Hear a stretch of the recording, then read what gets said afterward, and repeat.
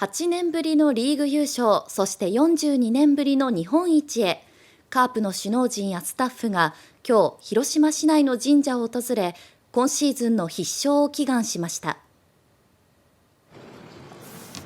午前10時ごろ、広島護国神社を訪れたカープの首脳陣、スタッフ、新井監督をはじめコーチ陣などおよそ100人が参拝しました。昨シーズンは夏場の失速が響き、2年連続の B クラスに沈んだカープ。今シーズンこそ8年ぶりのリーグ優勝、そして悲願の日本一へ。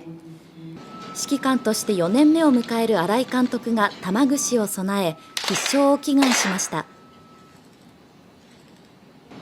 参拝後、首脳陣らはマツダスタジアムでスタッフミーティングを開き、来月1日から始まる春季キャンプでの1軍2軍メンバーの振り分けが行われる予定です。